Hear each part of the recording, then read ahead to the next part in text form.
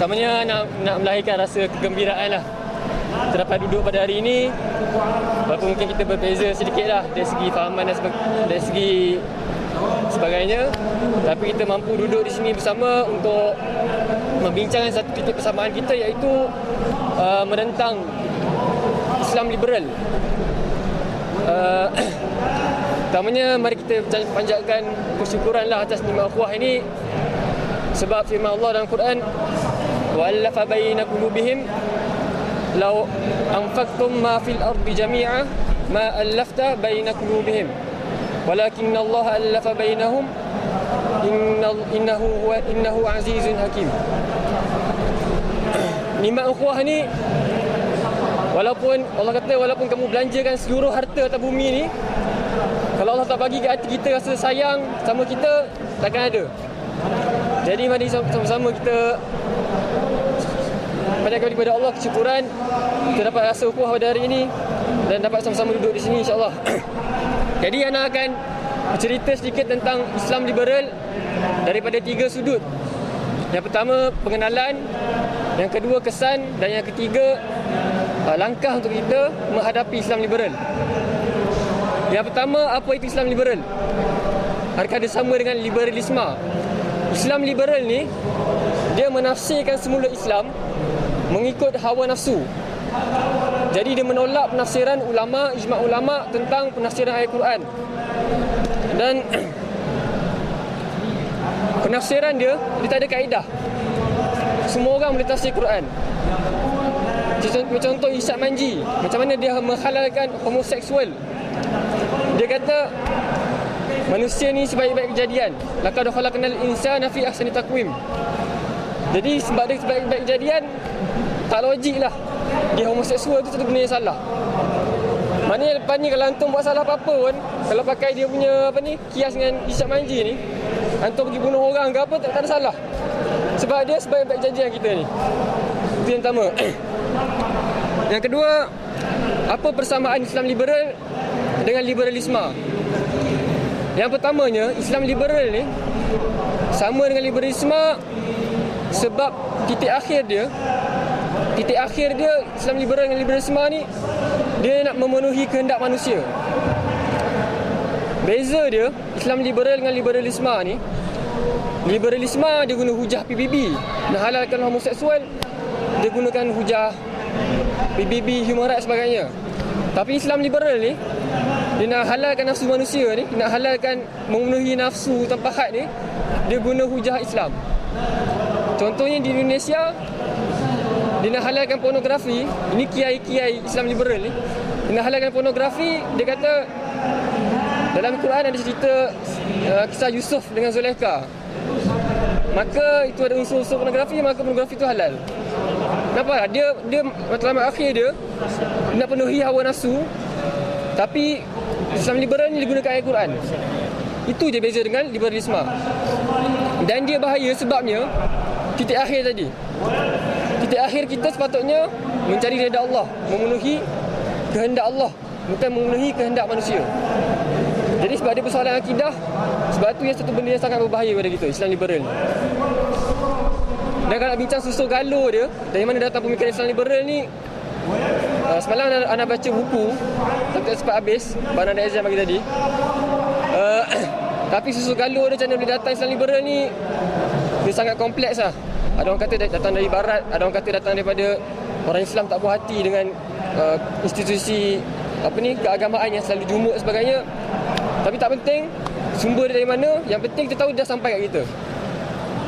Dan di Malaysia ni, dia bukan bermula minggu lepas dengan Ishaq Manji, dia dah mula tahun 80-an lagi, tahun 90-an lagi, dah ada dia punya benih-benih. Dan hari ni hasil dia yang kita tengok. Dan kesan dia tadi, apa itu Islam liberal, dan kesan dia pada kita hari ini. Yang pertamanya, jati diri umat Islam dah hancur, dah cair. Maksud dia, kita tak rasa izah dengan Islam. Kita rasa semua agama ada sama hak dengan kita. Kalau masjid ada 1000 kat Malaysia, boleh ada 1000 juga. Kalau orang Islam boleh buat kuliah terbuka untuk semua orang, agama lain apa salahnya? Itu Itu kesan dia, pemikiran dia, pemikiran kita. Kita dah samakan semua agama. Sebenarnya tak, Islam lebih tinggi dan orang lain tak ada hak sama dengan orang Islam. Itu kita kena faham. Yang kedua, maksiat berleluasa. Kesan daripada Islam liberal ni, bila kadang-kadang ni orang nak buat maksiat, dia takut sebab Quran larang. Tapi bila dia dah ada hujah daripada Quran yang membenarkan maksiat tu, dia rasa okey lah buat. Tak payah ambil lah orang yang tak dengar Quran tu. Orang yang dengar Quran ni, kalau dia dengar Quran menghalalkan homoseks, dia pun okey lah, dah ada hujah yang menenangkan hati dia, yang dah halal dengan Quran dah. Yang ketiga, kesan dia kebatilan tentang agama ni lah. Kita selalu dengar orang memurtadkan orang Islam. Tapi yang nak baca buku tu sekarang ni bukan murtadkan orang Islam. Dia nak murtadkan Islam tu sendiri. Dia nak keluarkan Islam daripada Islam yang betul. Bukan dia nak tukar agama kita semua dah. Dia nak tukar agama kita terus. Yang keempat, kesan dia yang kita dapat tengok sekarang ialah ulama' ni dinafikan. Ulama' ni ditentang. Ulama' direndah-rendahkan. Sebabnya dia kata ulama' ni tafsir Quran selalu jumud untuk kepentingan diri. Sebabnya orang Islam liberal ni, dia nak tafsir Quran ikut suka hati dia. Jadi kalau ulama' tafsir, dia akan tolak. Kesan dia, kita tengok semua orang hina ulama' hari ni. Orang tak hormat ulama', pandangan dia, semua orang tolak. Orang Islam liberal ni, kesan dia tolak ulama'. Jadi poin yang ketiga, cara kita nak hadapi. Pertamanya, kita kena bersyukur kita ni pelajar UIA. Kita pelajar UIA ada kelebihan kita tersendiri. Dan kita kena sedar, sebagai pelajar UIA, kita ada tanggungjawab yang lebih sikit daripada orang lain. Kita pelajar UIA, kita adalah benteng terakhir. Bukan benteng terakhir lah, salah satu benteng pada menyekat arus liberal. Walaupun kita ambil kos engineering, anak engineering, ataupun kita ambil kos ekonomi sebagainya, tapi bila kita turun pada masyarakat, kita perlu ada rasa tanggungjawab dan perlu ada rasa untuk membanteras dan menentang arus liberal, Islam liberal ni. Jadi persediaan kita, pertamanya kita kena sedar Islam liberal ni bukan satu benda yang datang mendadak. Jadi persediaan kita pun bukan persediaan yang mendadak. Kita perlu sentiasa pertamanya tambah kefahaman, baca buku. Kita nak tanya berapa banyak buku kita baca setahun selain ada buku akademik kita. Kita kena baca buku, tengok pandangan ulama' lain. Dan kalau rasa dah bersedia, baca buku Islam liberal sendiri. Yang kedua, minit lagi. Okay. Tarbiyah. Kefahaman kita terhadap Islam liberal tak menjamin kita untuk menentang dia.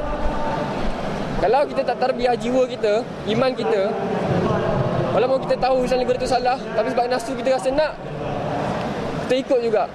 Jadi kefahaman kita perlu disertakan dengan keimanan. Yang ketiga, cara nak mencegah daripada arus ni terus berleluasa di kalangan kita. Pertamanya, kita tahu ikut hadis tu, pertama kita kena puasa dulu. Guna tangan. Kita ada kuasa, kita sekat terus. Tak payah bagi ruang langsung ke dia orang. Kalau anak ambil, hari ni semalam dapat email daripada pandangan Persatuan Ulama Malaysia. Yang ni keras sikit. Dia kata boleh dibunuh. Apa itu yang keras? Yang Persatuan Peguam Muslim Malaysia, dia kata jangan bagi ruang langsung. Sebab apa? Bukan Islam ni menolak kebebasan berdialog ataupun Islam menolak perbezaan pendapat, tapi Islam menolak kebatilan. Islam menolak kebatilan. Islam liberal ni, dia bukan perbezaan pendapat. Islam perbezaan pendapat itu boleh dialog open. Tapi Islam liberal ni satu kebatilan yang kita kena cegah daripada sampai kepada masyarakat umum. Kalau nak dialog pun, ajak cendekiawan Islam, dialog dengan dia orang. Bukannya kita sebar kat semua orang, biar semua orang datang dengar, bila dia orang balik, kalau dia orang rasa Islam liberal tu betul, tak apa, bukan. Tu kita tutup awal-awal, tutup dengan kuasa. Kalau kita ada kuasa sekarang kat Malaysia. Yang ketiga, minimum kita kena rasa benci kat hati. Kita kena faham Islam liberal ni satu benda yang jijik, satu benda yang ditolak. Jadi minimum kalau kita tak mampu berhujah, tak ada kuasa, minimum kita ada kena rasa benci dekat hati. Jadi itu saja daripada Ana dengan persediaan yang tak berapa. Semoga kita bersama-sama dapat ambil sesuatu.